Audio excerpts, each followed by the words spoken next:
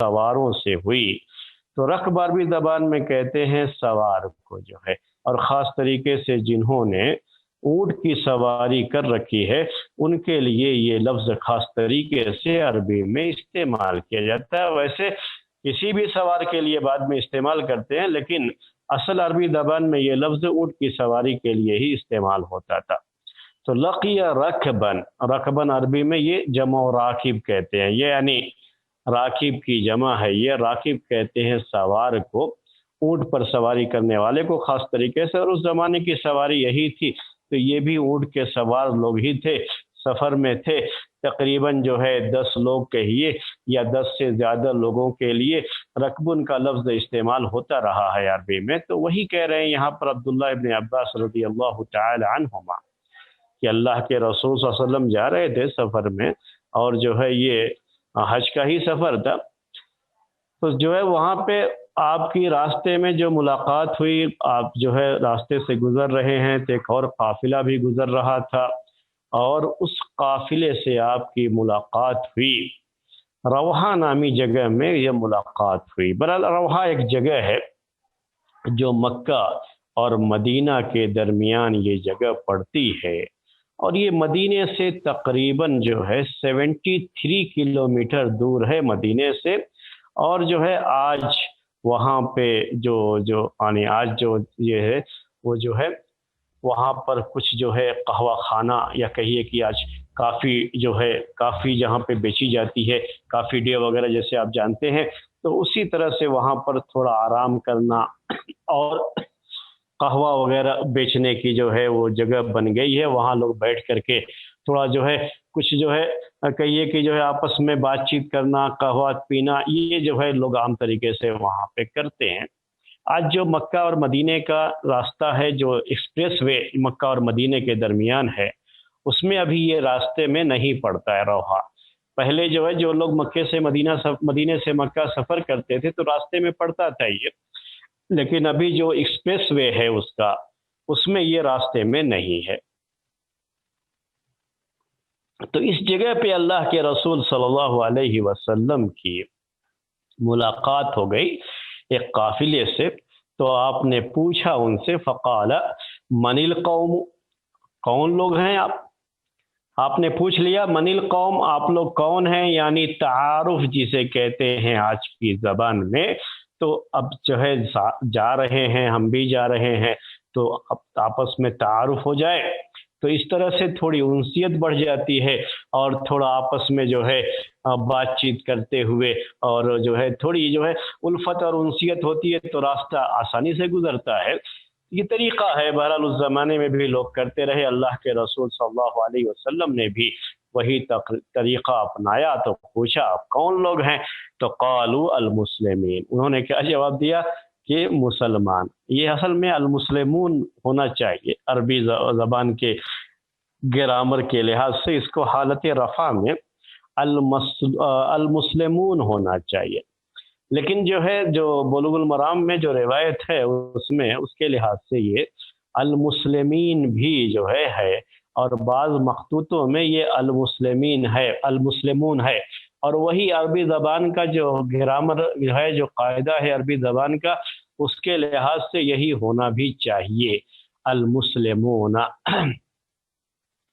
برحال المسلمین بھی ہے تو بھی ہم اس کی توجیح کر سکتے ہیں کہ کیوں نسب کی حالت میں یہاں پر آیا ہوا ہے، تو لیکن المسلمون یہ عام طریقے سے روایتوں میں ہے، تو المسلمون ہی یہاں بنتا بھی ہے۔ تو انہوں نے یہ کہا کہ ہم مسلمان ہیں، فقالوا من انت، لوگوں نے سوال کیا کہ آپ کون ہیں، انہوں نے پوچھ لیا، اللہ کے رسول صلی اللہ علیہ وسلم نے دریافت فرما لیا کہ آپ کون لوگ ہیں، ان سے تعارف پوچھ لیا، تو انہوں نے بھی اللہ کے رسول صلی اللہ علیہ وسلم کے بارے میں پوچھ لیا کہ آپ کون ہیں۔ اس سے پتہ لگتا ہے کہ یہ لوگ ابھی تک اللہ کے رسول صلی اللہ علیہ وسلم سے ملے نہیں تھے، حالانکہ مسلمان ہو چکے تھے، لیکن ملے نہیں تھے۔ اگر ملے ہوتے تو یہ سوال کرنے کی ضرورت پیش نہیں آتی۔ تو اس کا مطلب یہ ہے کہ ابھی تک ملاقات نہیں ہوئی، اور اب ملاقات ہوئی ہے تو صحابی ہونے کا شرف بھی انہیں حاصل ہو جا رہا ہے۔ انہوں نے کیا کہا؟ من انت؟ فقال رسول اللہ، آپ نے کہا کہ میں اللہ کا رسول ہوں۔ نام بتانے کی ضرورت نہیں، آپ کی سب سے بڑی پہچان ہے کہ آپ اللہ کے رسول ہیں۔ فرفعت الیہ امرأۃ صبیا، اس روایت میں پھر آگے یہ بیان ہے کہ ایک عورت نے اپنے بچے کو اٹھایا، بچے کو اوپر اٹھایا، سوال اس کو دکھا کر کے سوال کرنے کے لیے کہ وقالت، اور کہا الہذا حج، کیا اس کے لیے حج ہے؟ الہذا حج، کیا اس کے لیے حج ہے؟ اس خاتون نے یہ سوال کیا۔ تو یہاں جو ہے اس خاتون کا اپنے بچے کو اوپر اٹھانا اور یہ سوال کرنا، اس سے جو ہے یہاں جو یہ الفاظ ہیں اس سے ہمیں تین اہم فائدے حاصل ہو جاتے ہیں۔ تو حدیث کے فوائد بھی ہم کچھ آپ کے سامنے ذکر کر کے مسئلہ جو اصل ہے وہ مسئلہ بھی آپ کے سامنے ذکر کریں گے۔ تو عورت نے بچے کو اٹھایا، اس کا مطلب کیا نکلتا ہے کہ بچہ چھوٹا تھا۔ بچہ اگر بڑا ہو تو عورت اس کو اوپر اٹھائے کہ اللہ کے رسول صلی اللہ علیہ وسلم دیکھ کر کے اس بچے کے بارے میں جو ہے فتویٰ دیں، بتائیں کہ جو ہے بچے کا حج صحیح ہے یا نہیں ہے، صحیح ہوگا یا نہیں ہوگا۔ عورت نے بچے کو اٹھایا، تو عورت کا بچے کو اٹھانا یہ بتا رہا ہے کہ بچہ کیا تھا؟ چھوٹا تھا۔ تو ایک فائدہ یہ بہت بڑا نہیں تھا، کیونکہ بچے بھی جب تک صبیون کا لفظ عربی میں جب تک بالغ نہ ہو جائے نا تب تک تو استعمال کر سکتے ہیں یہ لفظ عربی زبان میں۔ تو بالغ ہونے کے بعد مسئلہ جو ہے دوسرا ہوتا ہے، جو شریعت کے احکام ہوتے ہیں اس کے اوپر لاگو ہو جاتے ہیں۔ بالغ ہونے کے بعد، بالغ ہونے سے پہلے تو لاگو نہیں ہوتے، اس کے اوپر حج جو ہے اور فرائض جو شریعت کے ہوتے ہیں، واجبات جو شریعت کے ہوتے ہیں وہ لاگو نہیں ہوتے اس کے اوپر۔ تو یہ اوپر اٹھایا مطلب یہ ہے کہ بچہ کیا تھا؟ چھوٹا تھا۔ دوسرا یہ کہ عورت نے سوال کیا اللہ کے رسول صلی اللہ علیہ وسلم سے، تو اگر عورت مرد سے سوال کرتی ہے تو اس میں کوئی حرج کی بات نہیں ہے۔ پہلے بھی میں نے آپ کے سامنے یہ مسئلہ ذکر کیا ہے، بس یہ ہے کہ عورت کو ذرا اپنا جو ہے لہجہ تھوڑا جو سخت کر کے ہی بات کرنی چاہیے، بہت زیادہ لوچدار آواز میں جس میں سامنے والے کو دعوت ہو شہوت کی، ایسی آواز میں بات کرنے کے بجائے وہ ذرا جو ہے کڑک آواز میں بات کرے تو کوئی حرج کی بات نہیں ہے۔ تیسری بات یہ ہے کہ عورت سوال کر رہی ہے اللہ کے رسول صلی اللہ علیہ وسلم سے، تو اس عورت کے سوال کرنے کا مقصد یہ ہرگز نہیں ہے کہ کیا اس لڑکے پر بھی حج فرض ہے، یہ سوال کا مقصد نہیں۔ یہ اہم پوائنٹ ہے اس میں، اصل یہ آج کے مسئلے سے اس کا تعلق ہے۔ جو عورت کے سوال کا مقصد یہ نہیں ہے، کیونکہ اگر یہ مقصد ہوتا تو عربی زبان میں اس کے لیے عبارت جو بنتی ہے وہ یہ ہے کہ کہیں گے علیہ حج، اعلی ھذا حج، یعنی اعلیٰ کے ساتھ کہیں گے، لہذا جو ہے نہیں کہیں گے، لہو نہیں کہیں گے۔ تو یہ جو کہا خاتون نے لہذا حج، اس سے کیا فائدہ نکل رہا ہے کہ عورت کا سوال کیا تھا کہ اس بچے کا حج صحیح ہوگا، بچہ اگر یہ حج کرے تو کیا حج صحیح ہوگا۔ یہ نہیں سوال تھا کہ کیا بچے پر حج کرنا فرض ہے، علیہ حج، کیا اس پر حج فرض ہے، تو آپ نے کہا نعم، ہاں۔ تو اگر بات پہلے کی رہے گی کہ بچے کے اوپر حج کرنا فرض ہے، یہ سوال تھا، تو کیا جواب ہوگا کہ ہاں فرض ہے۔ لیکن یہ سوال نہیں تھا خاتون کا، سوال کیا تھا، یہ عربک گرامر سے ہی باتیں سمجھ میں آتی ہیں، یہ سب جو ہے بہت ڈیپ گرامر جو ہے اس میں جانا پڑتا ہے عربی زبان کے مسائل کو سمجھنے کے لیے۔ تو یہاں کیا کہا ہے؟ لہذا حج، مطلب اس کا دو بیان کیا لوگوں نے۔ ایک تو یہ ہے کہ کیا اس بچے کا حج صحیح ہوگا، اگر یہ بچہ حج کرتا ہے تو کیا یہ حج صحیح ہوگا۔ چھوٹا بچہ ہے، ظاہر سی بات ہے بچہ خود سے حج کرنے والا نہیں ہے، اس کی ماں لے کے گئی ہے تو ماں ساتھ میں حج کرائے گی، اور اگر باپ لے کے گیا ہے تو باپ یا جو بھی اس کا ذمہ دار لے کر کے گیا ہے، گارجین بن کر کے اس کی طرف سے گیا ہے، وہ حج کرائے گا۔ تو لہذا حج، یعنی کیا اس کا حج صحیح ہوگا، حالانکہ بچہ خود سے حج نہیں کرے گا، حج کون کرائے گا؟ حج جو ہے جو ساتھ میں لے کر کے جا رہا ہے وہ کرائے گا۔ दूसरा ये है कि बाद लोगों ने इसका माना ये किया है कि अलहाजा अजरु हज, यानी यहाँ जो है मुजाफ महजूफ है, मतलब इसका ये होता है कि क्या इसको हज का अजर मिलेगा, हज का अजर मिलेगा। तो आपने कहा हाँ वलकी अजरुन, लेकिन उस वक्त ये थोड़ा सा मसला होता है कि वलकी अजरुन, और तुम्हारे लिए अजर है। ये जो कहा अल्लाह के रसूल सल्लल्लाहु अलैहि वसल्लम ने, तो फिर अगर पहले में अजर जो है बात थी, अजर के बारे में सवाल था, और अल्लाह के रसूल सल्लल्लाहु अलैहि वसल्लम ने नाम कहा, तो फिर ये दोबारा वलकी अजरुन क्यों कहा कि तुम्हारे लिए अजर। तो इसकी जो है तवजीह फिर ये करते हैं उसकी कि बच्चे को तो हज का सवाब मिलेगा, बच्चा है, माँ बाप ने उसे हज कराया है, साथ में लेकर के गए, पूरी परेशानी तो माँ बाप ने उठाई उसको लेकर के, लेकिन बच्चे को भी हज का अजर मिलेगा। जो नफिल हज का सवाब, नफिल हज का अजर और सवाब होता है, वो सवाब बच्चे को मिलेगा। आपने जो कहा वलकी अजरुन, इसका मतलब ये है कि बच्चे को तो अपनी जगह पर अजर मिलेगा ही मिलेगा, तुम्हें भी मिलेगा। बच्चे को हज करने का सवाब, तुम्हें बच्चे को हज कराने का सवाब मिलेगा। बच्चे को जो हज करा रहे हैं, उसकी जो मशक्कत उठा रहे हैं, परेशानी उठा रहे हैं, तो इस परेशानी की वजह से तुम्हें भी इसका अजर मिलेगा।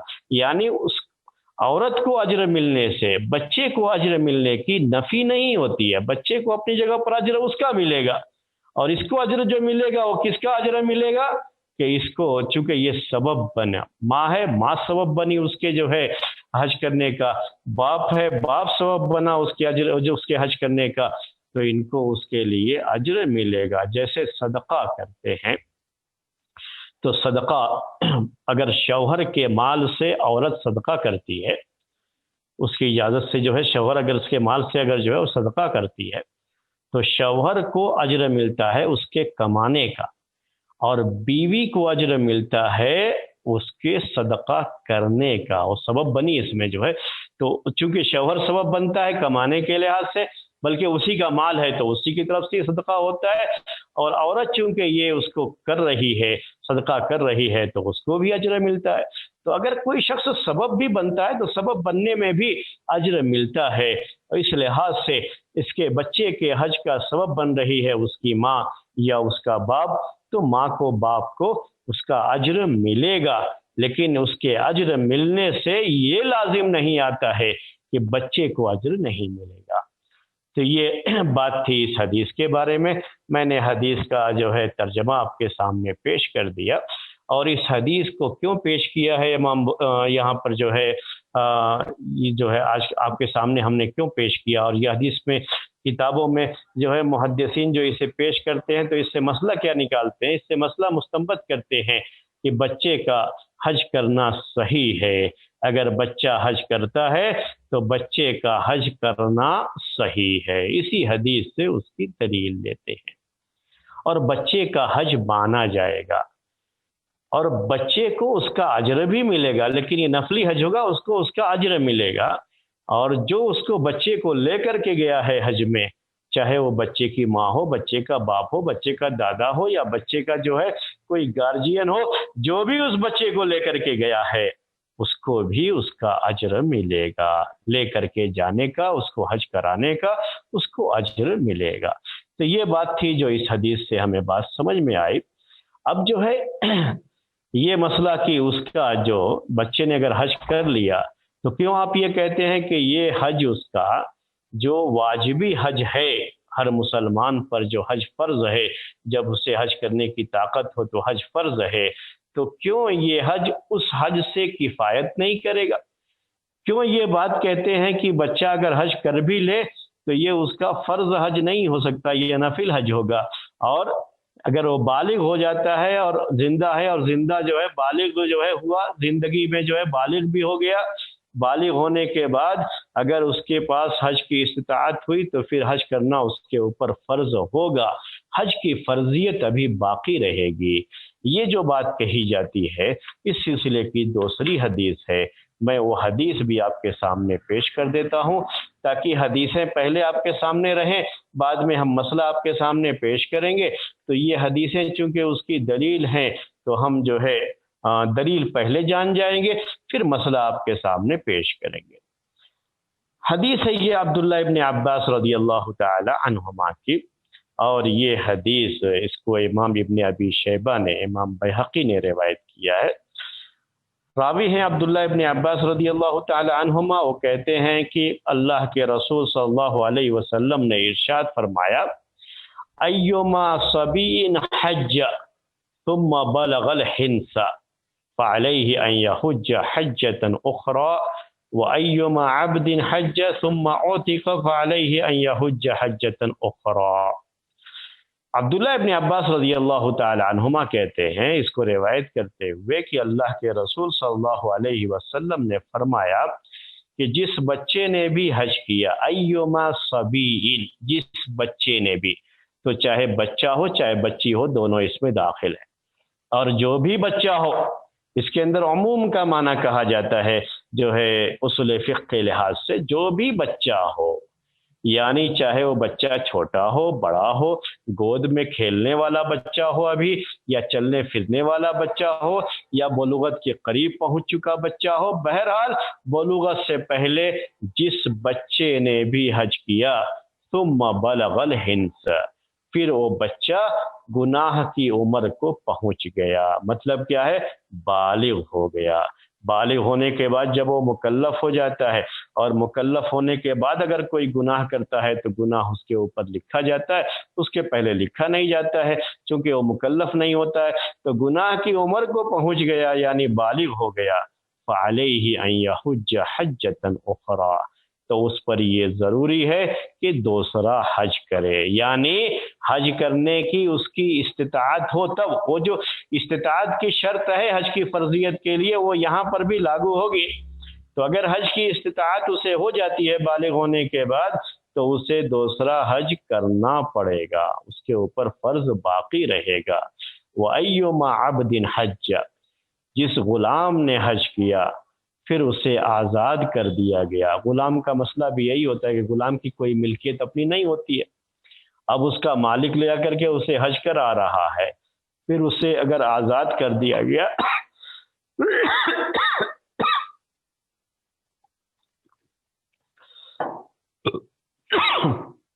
تو اس کے اوپر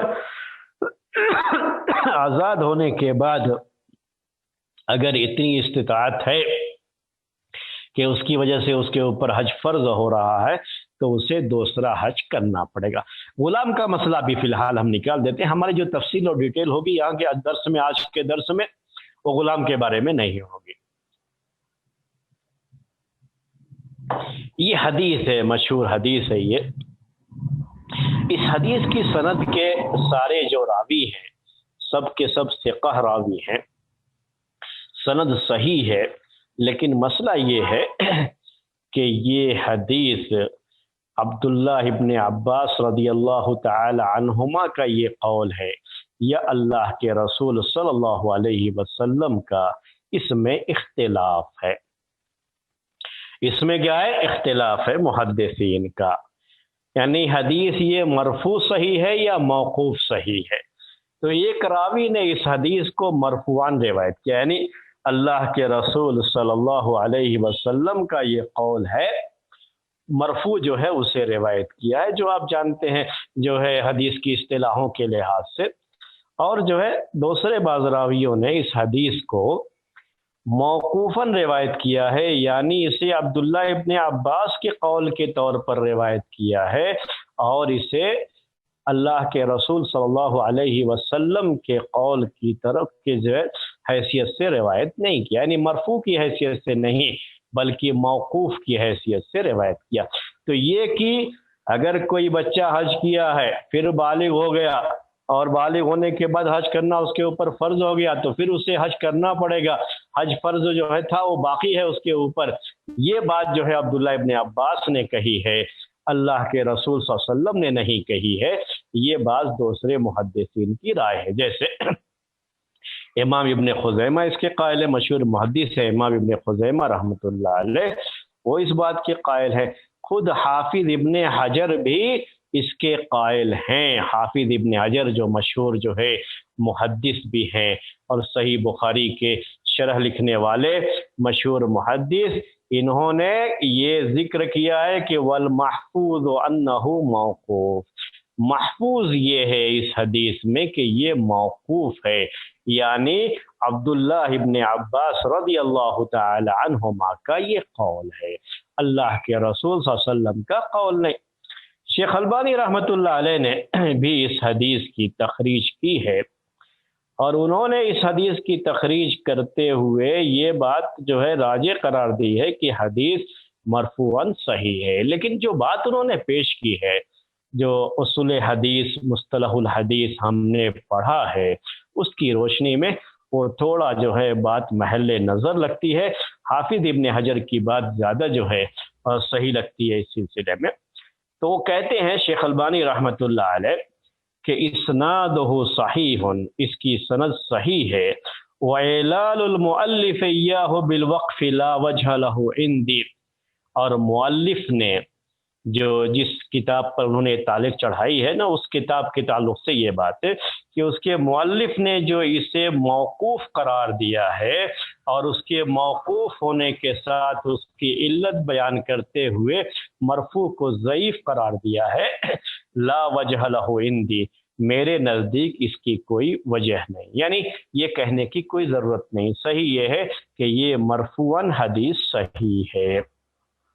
اس کے بعد کہتے ہیں شیخ البانی رحمۃ اللہ علیہ، یہی مسئلہ ہے، جو لوگ تھوڑا اصول حدیث کو جانتے ہیں، درس سننے والے، ان کے لیے یہ بات ذکر کر رہا ہوں کہ ان کو یہ بات سمجھ میں آ جائے گی۔ وہ کہتے ہیں لأن ابن المنہال، یہ روایت کرنے والے حدیث کے راوی ہیں، یہ ابن المنہال ثقۃ حافظ وقد زاد الرفع، کہتے ہیں شیخ البانی رحمۃ اللہ علیہ، انہی کی بات ہے، یہ کہتے ہیں کہ ابن المنہال یہ ثقہ ہیں، حافظ ہیں، ثقہ راوی ہیں یہ، وقد زاد الرفع، اور انہوں نے کیا کیا ہے، رفع کی زیادتی کی ہے، یعنی اس کو مرفوعاً بیان کیا ہے۔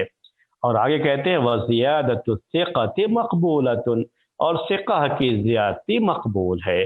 لیکن اصول حدیث میں جو ہم پڑھتے پڑھاتے ہیں اس میں یہ بات ہے کہ اس سلسلے میں جو 5 رائے ہے اس میں سے ایک رائے یہ ہے کہ ثقہ کی زیادتی مطلقاً مقبول ہے، ہر حال میں مقبول ہے، یہ ایک رائے ہے۔ امام نووی رحمۃ اللہ علیہ بھی اس رائے کو بہت پیش کرتے رہتے ہیں صحیح مسلم کی شرح میں، لیکن جو راجح بات ہے جو وہ یہ ہے کہ اس سلسلے میں جو راجح ہوگا، راجح کو ہی، ارجح کو ہی بنیاد بنایا جائے گا اور اسی کے مطابق فیصلہ کیا جائے گا، مرفوع کے راجح ہونے یا موقوف کے راجح ہونے کے بارے میں، اسی طرح سے متصل اور مرسل ہونے میں جو ہے، موصول اور جو ہے مرسل ہونے میں راجح ہونے کے لحاظ سے، جو یعنی اگر موقوف روایت کرنے والے راوی زیادہ ہے یا وہ راوی اوثق ہے، زیادہ قابل اعتبار ہے، تو اس کی روایت کو ترجیح ملے گی۔ تو یہ جو ہے بات ہوتی ہے، مطلق طور پر جو ثقہ کی زیادتی ہے وہ قبول ہے، ایسا کوئی معاملہ جو ہے یعنی جو راجح قول ہے اس سلسلے میں، اس قول کے مطابق یہ نہیں ہے۔ تو یہ تھوڑا مجھے محل نظر لگی بات، اسی لیے میں نے پیش کر دی۔ اور حافظ ابن حجر رحمۃ اللہ علیہ نے جو کہا والمحفوظ انہ موقوف، انہوں نے اسی بات کی رعایت کرتے ہوئے یہ بات کہی ہے کہ جنہوں نے اسے موقوف روایت کیا ہے وہ زیادہ ثقہ ہیں ابن منہال کے مقابلے میں، اسی لیے اس کو جو ہے راجح قرار دیتے ہیں، اس کو محفوظ قرار دیتے ہیں۔ بہرحال یہ بات تھی، تھوڑا میں نے اس کی طرف اشارہ کر دیا۔ اب یہ حدیث موقوف ہے یا مرفوع ہے، یہ مسئلہ ہمارے سامنے آتا ہے۔ تو اگر ہم اسے راجح قرار دیتے ہیں کہ حدیث یہ موقوف ہے، مرفوع نہیں ہے، تو اب ہمارے سامنے یہ مسئلہ آتا ہے کہ کیا ہم یہ کہیں گے کہ بچپن میں کیا ہوا حج، اگر کسی بچے نے حج کیا ہے اور بالغ ہونے کے بعد پھر اسے حج کی استطاعت ہے، تو کیا اس کے اوپر حج کرنا فرض رہے گا؟ اور بچپن میں کیا ہوا حج یہ حج کی فرضیت کو ساقط نہیں کرتا ہے، کیا ہم یہ بات کہیں گے؟ کیونکہ یہ جو ہے اللہ کے رسول صلی اللہ علیہ وسلم کا قول نہیں رہا، لیکن یہی بات بعض دوسری روایتوں میں بھی ذکر ہے، اور وہ روایتیں بھی سب ضعیف ہی ہیں۔ میں بعض روایتیں آپ کے سامنے پیش کرتا ہوں، بعض دوسری حدیثیں بھی پیش کرتا ہوں، اس میں بھی ضعف ہے۔ تو وہ ایک روایت ہے، اور یہ جو ہے حدیث جو ہے امام ابو داؤد رحمۃ اللہ علیہ نے اپنی مراسیل میں روایت کی ہے، عن محمد ابن کعب القرظی عن النبی صلی اللہ علیہ وسلم قال ایما صبی حج به اہلہ فمات اجزعت عنہ، کہ جس بچے نے بھی اس کے گھر والوں نے اسے حج کرایا، گھر والے لے کر کے گئے اسے حج کرنے کے لیے، تو یہ اگر اس کے بعد مر جاتا ہے، ابھی بالغ بھی نہیں ہوا، تو یہی حج اس کے لیے کافی ہے، حج کا ثواب بھی اسے مل گیا۔ فَإِنْ أَدْرَكَ فَعَلَيْهِ الْحَجُّ، لیکن اگر وہ بالغ ہو گیا، ادرک کا مطلب یہی ہے یہاں پر کہ جو ہے اگر وہ بالغ ہو جاتا ہے بچہ، تو اور بالغ ہونے کے بعد استطاعت رہتی ہے حج کی، تو اس پر حج کرنا واجب رہے گا۔ وَأَيُّمَا رَجُلٍ مَمْلُوكٍ حَجَّ بِهِ أَهْلُهُ فَمَاتَ عَجْزَ عَنْهُ، ایسے ہی غلام کے بارے میں بھی کہا کہ اگر کوئی غلام اس کا جو ہے مالک اسے لے کر کے حج کرنے جاتا ہے، تو یہ حج اس کے لیے کافی ہوگا۔ اگر اسی غلامی میں اس کا انتقال ہو جاتا ہے، اور اگر وہ آزاد کر دیا جاتا ہے اور پھر حج کی استطاعت ہوتی ہے، تو اس پر حج کرنا ہوگا۔ حج کی استطاعت کی جو بات میں کر رہا ہوں، چونکہ حج کی استطاعت کی یہ شرط بہرحال جو ہے قرآن کی آیت اور دوسری احادیث سے ثابت ہے، اس کی روشنی میں یہ بات میں کہہ رہا ہوں، ورنہ اس میں وہ ذکر نہیں۔ حدیث ہے کہ کسی کا قول ہے شیخ؟ کون سا؟ ابھی جو پڑھ رہے ہیں آپ؟ یہ محمد بن کعب قرظی روایت کرتے ہیں کہ نبی صلی اللہ علیہ وسلم نے فرمایا۔ اچھا جزاک اللہ خیر۔ محمد بن کعب قرظی نے کہا کہ نبی صلی اللہ علیہ وسلم نے فرمایا۔ محمد بن کعب قرظی یہ جو ہے تابعی ہے، صحابی نہیں ہے، اس لیے یہ حدیث مرسل کہلاتی ہے۔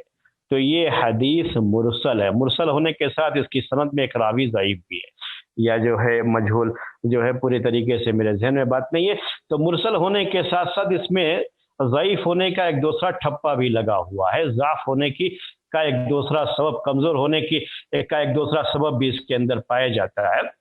تو یہ ہے دوسری روایت۔ اس روایت کی روشنی میں بھی یہ بات کہی جاتی ہے کہ اس کے اوپر پھر حج کرنا فرض ہوگا۔ بچپن میں کیا گیا حج اس کے لیے یہ کافی نہیں ہوگا۔ ایک تیسری روایت بھی ہے اس سلسلے میں، اور اس میں بھی یہی بات ذکر کی گئی ہے، یعنی وہ بھی ضعیفی روایت ہے۔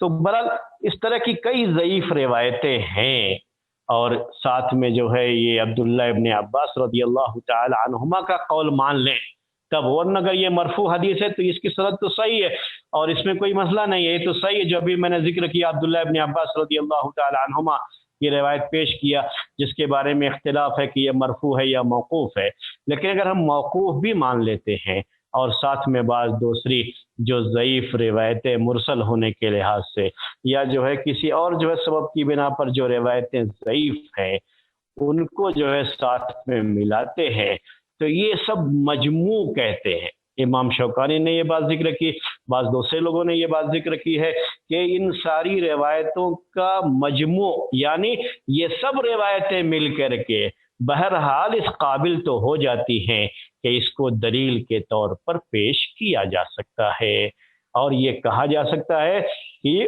بچہ جس نے حج کیا، بچپن میں حج کیا، حج تو اس کا صحیح ہوگا، لیکن یہ حج اس کے واجبی حج کے فریضے سے کافی نہیں ہوگا۔ بعد میں جب یہ اپنا کمانا شروع کیا، بالغ ہو گیا، کمانا شروع کیا، اور اگر اس کے اوپر کمانے کے بعد حج فرض ہوتا ہے تو حج اسے کرنا پڑے گا، اور اس کے اوپر حج کی وہ فرضیت باقی رہ جاتی ہے۔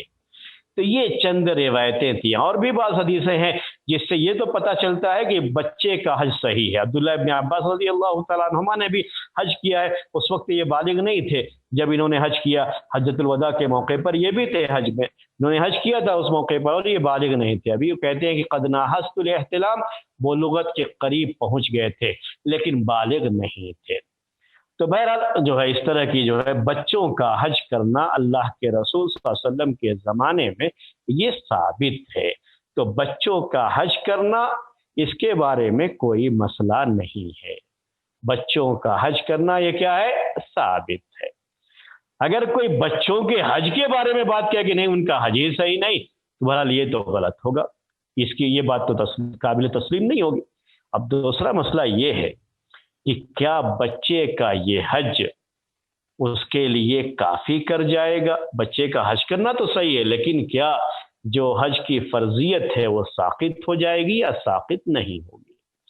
اس سلسلے میں عام طریقے سے اہل علم کی رائے یہی ہے. عام طریقے سے کہتے اس لیے کہہ رہا ہوں کہ بعض جو ہے محدثین نے بھی اور بعض جو ہے اہل علم نے اجماع نقل کیا ہے. اجماع کیا نقل کیا ہے؟ کہ بچے کا حج کرنا، اس کا جو حج کی جو فرضیت ہے وہ اس سے ساقط نہیں ہوگی، اور بالغ ہونے کے بعد اس پر حج فرض رہے گا اگر اس کے حج کی استطاعت ہو جاتی ہے. تو اجماع نقل کیا ہے. امام ترمذی نے یہ بات نقل کی ہے، امام ابن عبد البر نے یہ بات نقل کی ہے. حالانکہ ایک شاذ قول موجود ہے اس کے بارے میں، لیکن شاید انہوں نے اس قول کا اعتبار ہی نہیں کیا. ورنہ ایک قول ہے کہ بچہ بھی اگر حج کر لیا ہے تو چونکہ حج کر لیا، حج کرنا صحیح ہے، اور جب حج کرنا صحیح ہے تو یہ حج اس کے لیے کافی بھی ہو گیا. حج کیوں کافی نہیں ہوگا؟ اس کو کیوں اس کے اوپر حج کرنا بعد میں جو ہے فرض رہے گا؟ یہ قول ہے، اور باقاعدہ جو لوگ اس کے قائل ہیں انہوں نے اسی حدیث سے دلیل دی ہے، جو حدیث آپ کے سامنے ہے کہ رسول صلی اللہ علیہ وسلم راستے میں تھے، سفر میں جا رہے تھے، تو ایک قافلے سے ملاقات ہوئی، اور اس قافلے کی خاتون نے آ کر کے اللہ کے رسول صلی اللہ علیہ وسلم سے سوال کیا اپنے بچے کو اوپر اٹھا کر کے کہ کیا اس بچے پر حج ہے؟ تو آپ نے کہا کہ ہاں ہے، اور تمہارے لیے اجر ہے. اس حدیث سے دلیل لیتے ہوئے کیا کہتے ہیں یہ لوگ کہ اللہ کے رسول صلی اللہ علیہ وسلم نے کہا نعم، ہاں، تو اس ہاں میں داخل ہے یہ کہ یہ حج اس کا صحیح ہے، اور جب حج اس کا صحیح ہے تو وہ حج کی فرضیت بھی ادا ہو گئی. کیوں آپ کہہ رہے ہو کہ حج کی فرضیت ادا نہیں ہوئی؟ جب اس کا حج کرنا صحیح ہو گیا تو حج کرنا ایک مرتبہ فرض ہے زندگی میں، تو حج اس کا کیا ہو گیا؟ یہ صحیح ہو گیا، حج کی فرضیت بھی ادا ہو گئی. تو اسی حدیث سے جو کہ صحیح مسلم کی روایت ہے، اسی سے وہ دلیل لیتے ہیں کہ بچے کا حج بھی صحیح اور حج کی فرضیت بھی اس سے ساقط ہو جائے گی. یہ تو مسئلہ ہو گیا جو ہے اس سلسلے میں. دوسرا ایک اور مسئلہ آپ کے سامنے پیش کروں. ابھی ہم نے کہا چاہے بچہ چھوٹا ہو چاہے بچہ بڑا ہو، ہر حال میں بچے کا حج کیا ہوگا؟ صحیح ہوگا. لیکن ابھی سوال یہ ہے کہ بچہ اگر چھوٹا ہے تو کیا احرام کی ساری پابندیاں اس کے اوپر ہوں گی؟ کیا واقعی اس کا حج ہوگا؟ تو یہ بعض لوگوں کی رائے اس سلسلے میں یہ ہے کہ اس کا کوئی حج جو ہے، ہاں حج میں وہ ساتھ میں لے کر کے جائیں، ٹھیک ہے، سب کچھ صحیح ہے، لیکن چونکہ اس کی اپنی کوئی نیت نہیں، اور نیت کے بغیر کوئی عمل نہیں. چھوٹا بچہ اس کی کیا نیت ہے؟ آپ سوچ سکتے ہیں کوئی نیت ہوگی اس کی؟ آپ بڑا ہے تو نیت ہو سکتی ہے، جو سن تمیز کہتے ہیں، سن تمیز کو پہنچ گیا ہو تو اس کی نیت ہو سکتی ہے. بالکل چھوٹا بچہ گود میں ہے، اس کی نیت کیا ہوگی؟ نیت ہوگی؟ نہیں ہوگی. تو کیا اس کا حج بھی ہوگا؟ تو بعض جو ہے فقہاء اس بات کے قائل ہیں کہ اس کا کوئی حج نہیں ہوگا. ہاں، اس کو جو حج کرایا عورت نے یا جو بھی جو ہے اس کے باپ نے جس نے بھی حج کرایا، ان کو اس کا اجر ملے گا کہ انہوں نے اس کو لے کر کے حج کیا. لیکن فی نفس ہی یہ اس بچے کا کوئی حج نہیں مانا جائے گا، کیونکہ نیت ہی نہیں ہے، اور عمل کے لیے کیا ضروری ہے؟ نیت کا ہونا ضروری ہے. تو یہ ایک بڑا مسئلہ جو ہے ہوتا ہے. تو کیا بچے کی نیت کون کرے گا جب بچہ چھوٹا ہو؟ یہ ہے مسئلہ، کیونکہ نیت کے بغیر حج نہیں ہوتا، نیت کے بغیر کوئی بھی عبادت نہیں ہوتی ہے، کوئی بھی عمل جو ہے قبول نہیں ہوتا ہے. تو نیت کا مسئلہ تو اپنی جگہ پر آ گیا. تو اس کی روشنی میں یہ بات ہے میرے بھائیوں، یہ مسئلہ ہے. اب آپ سوچئے کہ کیا کہیں گے آپ جو ہے. تو یہ نیت کا مسئلہ، اس کی وجہ سے بعض لوگ جو ہے اس کے حج کو صحیح نہیں کہتے ہیں اگر بچہ چھوٹا ہے.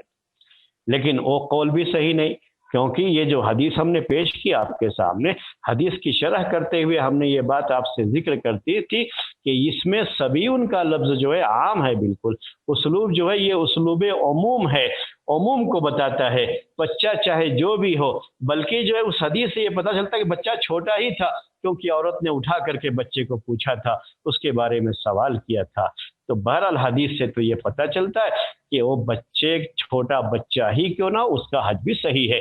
اسی لیے اس قول کی طرف بھی ہمیں کوئی توجہ نہیں دینی ہے، یعنی ایسا کچھ قول نہیں ہے کہ باقاعدہ ہم اس کی دلیل پیش کر کے اور باقاعدہ جو ہے اس کا مناقشہ کریں، تجزیہ کریں، پھر راجح قرار دیں، بلکہ ہم ان سارے قول کو، سارے اختلاف کو خارج کرتے ہیں اور یہ کہتے ہیں کہ صحیح بات یہی ہے کہ بچے کا حج صحیح ہے، چاہے بچہ چھوٹا ہو، چاہے بڑا ہو، چاہے تمیز کی عمر کو پہنچا ہو یا اس سے چھوٹی اور عمر کا ہے، کسی بھی عمر کا ہے، بچے کا حج صحیح ہے۔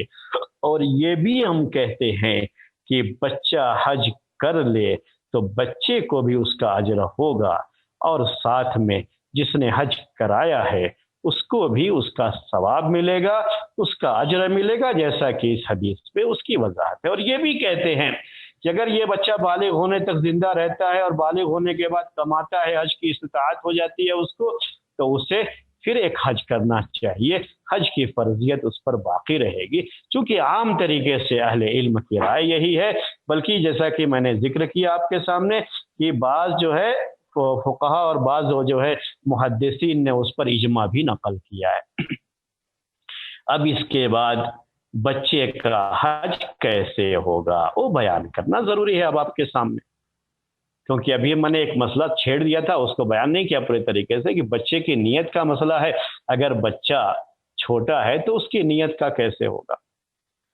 میں اس سلسلے میں ایک بات اور بھی ذکر کر دوں، اگر عورت حاملہ ہے اور پیٹ میں بچہ موجود ہے اور اس میں روح پھونکی جا چکی ہے اور باقاعدہ بچہ پیٹ میں حرکت کر رہا ہے، تو اگر ہاتھ میں بچے کو اٹھا کر کے اس کو طواف کرا رہے ہیں اور دوسرے کام کرا رہے ہیں، تو اگر پیٹ میں عورت نے بچے کو اٹھا رکھا ہے تو پھر جو ہے اگر عورت نیت کر لیتی ہے اس کی طرف سے بھی حج کرنے کی تو اس کا بھی حج ہو جانا چاہیے۔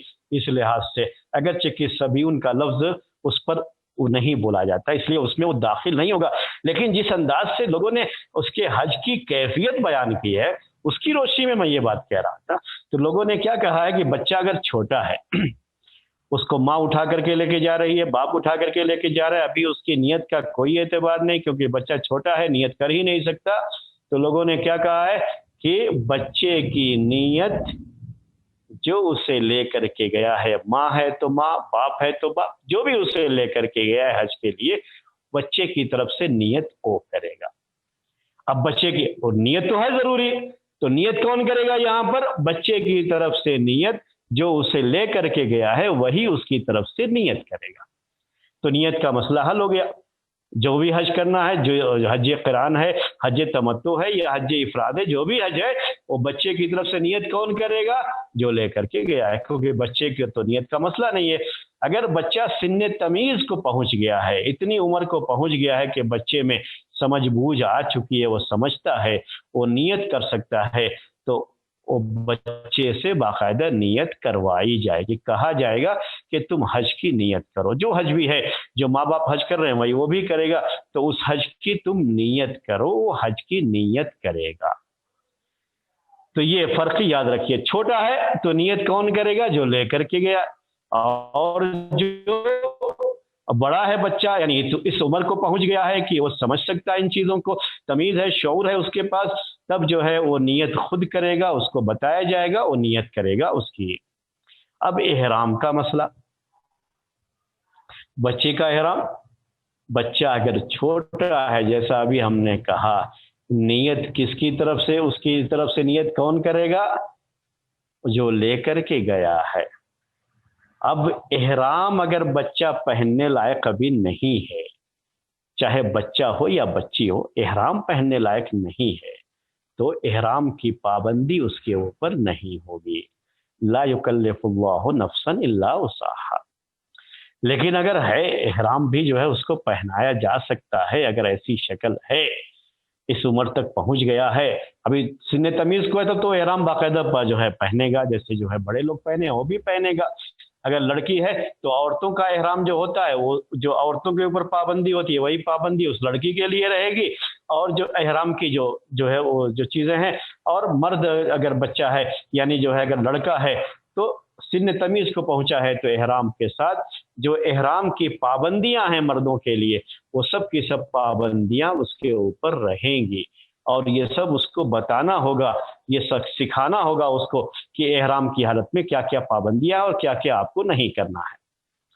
लेकिन अगर छोटा है तो उसके ऊपर तो कोई उसको तमीज़ ही नहीं है, गोद का बच्चा है, अगर उसको भी एहराम बांध सकते हैं तो बांध दें, वरना तो वो शायद मुश्किल ही है कि उसको एहराम बांध करके रख पाए। अगर जो है ऐसा कर लेते हैं मुमकिन है तो ठीक है, नहीं तो एहराम की भी पाबंदी उसके ऊपर नहीं है। अब उसके बाद नियत का भी मसला उसका नहीं, बस साथ में लेकर के जा रहे हैं, इतना ही समझिए कि उसका मामला है और साथ में उसका हज जो है कराएंगे। अब एहराम की पाबंदियां भी उसको नहीं है, जो वो बच्चा है वो क्या करेगा पाबंदी, वो तो कोई पाबंदी नहीं कर सकता। वैसे भी क्या होता है, बाल काटने का मामला है तो बच्चा खुद से बाल थोड़ी ना काटेगा, नाखून काटने का मसला है तो बच्चा खुद से नाखून थोड़ी ना काटेगा, लिबास पहनने का मसला है तो बच्चा खुद से थोड़ी ना लिबास पहनता है, छोटा बच्चा है तो जब वो तमीज को पहुंच गया तभी खुद से वो कर सकता है ये। तो उस सूरत में ये मसला ज्यादा आता भी नहीं है, लेकिन फिर भी ये कहा जाता है, लिखा गया किताबों में कि उसके ऊपर ये पाबंदियां नहीं होती क्योंकि अभी वो तमीज की उम्र को नहीं पहुंचा है। अगर उससे ऐसा कुछ हो जाता है, खेलते हुए कुछ भी वो कर लेता है ऐसा जो एहराम के खिलाफ है, अगर जो ऐसा कुछ भी मामला हो जाता है तब भी कोई मसला नहीं होगा, हज जो है उसका सही होगा। अब इसके बाद एहराम की बात हो गई, अब उसको ले करके गए हैं वहां, अब तवाफ करना है। बच्चा छोटा है तो तवाफ कैसे करेगा, अगर सिन्ने तमीज को पहुंच चुका है, चल फिर सकता है तो ठीक है, वो तो तवाफ करेगा, सही भी करेगा।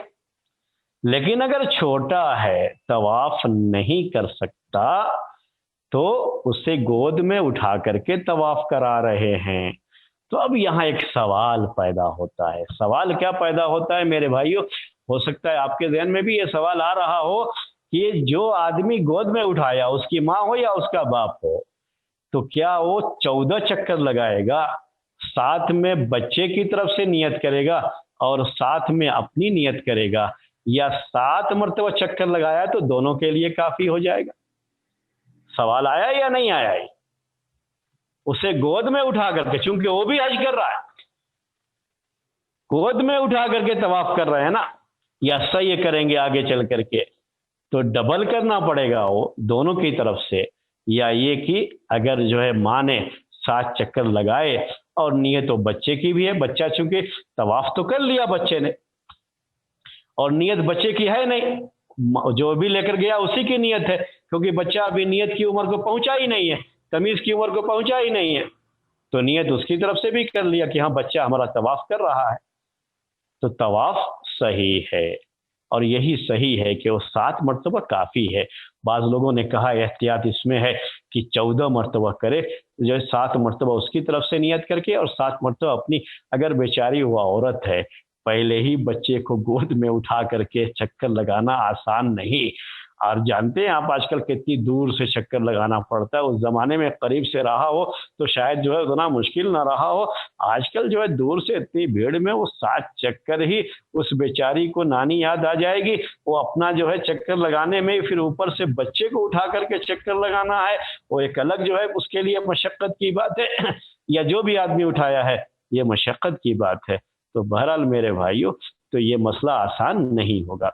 तहारत वगैरह की जहाँ तक बात है तो बहरहाल जिस वक्त बच्चे को लेकर के जाएंगे उसकी तहारत का ख्याल करके लेके जाएंगे, कपड़े वगैरह जो भी उसको बांधेंगे वो जो है कपड़े जो है पाक रहने चाहिए, बदन को पाक साफ जो है करके रखना चाहिए। उस दौरान अगर बच्चे की तरफ से कोई चीज़ हो जाती है, चाहे पेशाब हो या लैट्रिन हो, कोई चीज़ हो भी जाती है, जाहिर सी बात है कुछ बांध करके ही लेकर के जाएंगे, उसके बगैर तो नहीं, वहाँ तो जाकर के इसकी गुंजाइश नहीं है कि उसमें जो है कोई इस तरह का मामला हो सके, तो जो भी पैड वगैरह बांध करके लेके जाना होगा वो तो लेकर बांध करके लेकर के जाएंगे, उसी में अंदर जो भी पेशाब कर लिया, लेट्रिन कर लिया तो उससे कोई फर्क नहीं पड़ेगा। बच्चा है, کوئی مسئلہ نہیں طہارت کا، اس کا جو ہے طواف ہو جائے گا۔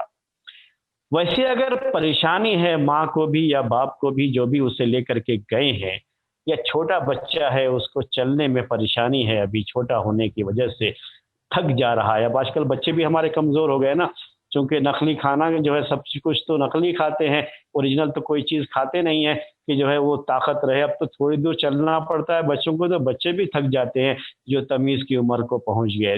ایسی اگر کوئی شکل ہے تو وہاں جو طواف کرانے والے ہوتے ہیں وہ اجرت پر لے کر کے ان کو اگر الگ سے طواف کرا دیں گے تو مسئلہ ہی ختم ہو جائے گا۔ یہ چھوٹے بچے کو بھی اگر الگ سے وہ اجرت پر لے کر کے جو لوگ طواف کرواتے ہیں اس طرح سے وہ لے کر کے طواف کروا دیں گے تو یہ مسئلہ ختم ہو جائے گا۔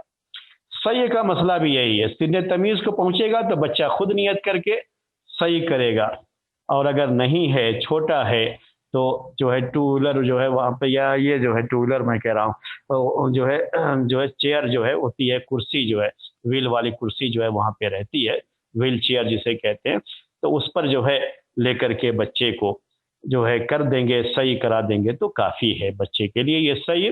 تو اگر کوئی اجرت پر یہ کر رہا ہے تو اچھی بات ہے، ورنہ اپنے ساتھ ہی بچے کو ویل چیئر پر بیٹھا کر کے کرا لیں گے تو بچے کا بھی ہو جائے گا، اپنا بھی ہو جائے گا ساتھ میں، اور جو ہے بس نیت جو ہے بچے کی طرف سے بھی اور اپنی طرف سے بھی کرنی ہوگی اگر بچہ چھوٹا ہے۔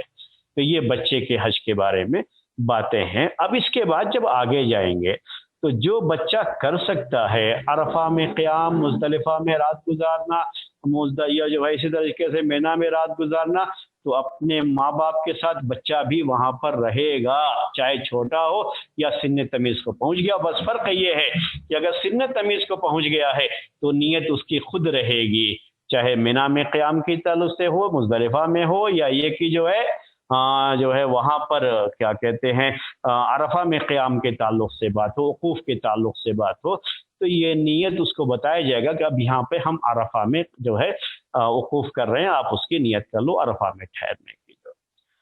لیکن چھوٹا ہے تو جو لے کر کے گئے ہیں وہی نیت کریں گے ان سارے کاموں کی۔ اب اس کے بعد جو ہے جمرات کی رمی کرنا ہے، تو بچے کی طرف سے بھی 7 کنکڑیاں مارنی ہوں گی، اپنی طرف سے بھی اور بچے کی طرف سے بھی۔ بچے کی طرف سے نیابت صحیح ہے، یہاں تک کہ بچہ اگر سن تمیز کو بھی پہنچ گیا ہے لیکن وہ بھیڑ میں جائے تو بچہ کہیں کچل نہ جائے، اس ڈر سے اگر بچے کو جو ہے اپنے ٹینٹ میں ہی چھوڑ کر کے، خیمے میں چھوڑ کر کے جا کر کے خود بچے کی طرف سے کنکڑیاں مار کر کے آ جائیں تو اس میں نیابت چونکہ جائز ہے تو کوئی مسئلہ نہیں۔ پھر طواف کا مسئلہ اور دوسرے جو بھی مسائل ہیں وہ پہلے بھی میں نے ذکر کر دیا کہ طواف کیسے ہوگا اس کا۔ تو یہ ہے بچے کے حج کے تعلق سے میرے بھائیوں چند باتیں جو آپ کے سامنے پیش کی گئیں، اس کی جو تفصیل تھی وہ تفصیل آپ کے سامنے ذکر کی گئی۔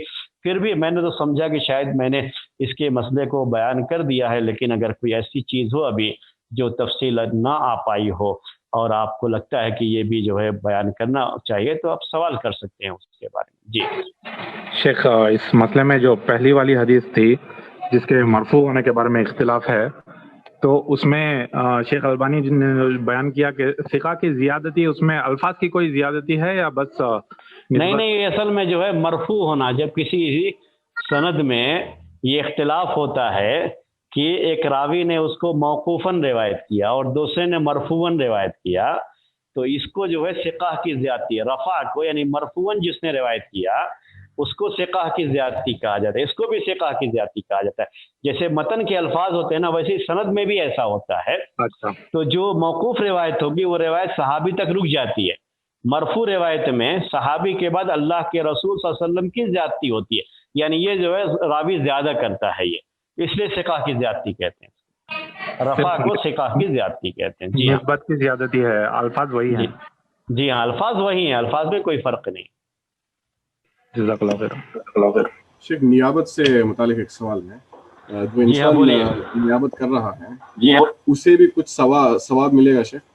کسی اور کی جو انسان نیابت کر رہا ہے کسی اور کی طرف سے جو حج کر رہا ہے، جو کسی اور کی طرف سے جو حج کر رہا ہے اس کو حج کا ثواب ملے گا یا نہیں ملے گا کہنا چاہ رہے ہیں آپ؟ جی نہیں، یہ ثواب پورا اسی کو جائے گا جس کی طرف سے یہ حج کر رہا ہے، پورا ثواب اسی کو جائے گا۔ ہاں، اس کے لیے یہ جائز ہے کہ یہ اس کی طرف سے حج کرنے کی اجرت بھی لے سکتا ہے. یعنی وہ خرچہ تو پورا دیا ہی انہوں نے، ساتھ میں یہ جو اتنے دن تک یہ آدمی جو ہے ان کا کام کیا، ان کی طرف سے حج کیا، اس کی اجرت بھی وہ لے سکتا ہے. اور اگر اس کی طرف سے اجرت نہیں لیا اس کی، تو اس کی نیت کے لحاظ سے اپنے بھائی کی مدد کے لیے، اپنی بہن کی مدد کے لیے وہ نیابت کرتے ہوئے حج کے لیے گیا ہے، تو بہرحال یہ مدد کرنے کا اجر و ثواب اسے ملے گا، حج کا نہیں. حج کا ثواب تو اسی کو جائے گا جس کے خرچے پر یہ حج کرنے گیا ہوا ہے، جس کی طرف سے نیابت کرنے کے لیے یہ حج کے لیے گیا ہوا ہے. جی جی شیخ، ایک اور سوال، جو عمرہ بچے کو اگر عمرے کو لے کے گئے ہیں، سیم وہی مسئلہ جو حج کا مسئلہ تھا، عمرے کا بھی سیم وہی مسئلہ ہوگا بچے کے تعلق سے. اچھی بات ہے. یعنی بچے کو عمرہ کرنا ہے تو اس کے احرام سے لے کر کے طواف وغیرہ کا جو بھی مسئلہ ہے، بچہ کتنی عمر کا ہے کیا ہے، اسی کے لحاظ سے اس کا عمرے کا حساب بھی رہے گا. جی شیخ، بچہ سن تمیز کو پہنچ چکا ہے اور وہ کچھ موانع احرام کا ارتکاب کرتا ہے جس پہ دم واجب ہے، تو ایسی صورت میں کیا کیا جائے گا؟ کس طرح کا، جیسے بتائیے. اصل میں آج کل عام طریقے سے ہوتا نہیں ہے موانع احرام کا. یعنی آپ یہ کہیں گے کہ جو ہے وہ سلا ہوا کپڑا پہن لیا، تو جو کپڑا اس کو دیے نہیں وہ پہن نہیں سکتا، جو چادر ہے وہی پہنے رہے گا.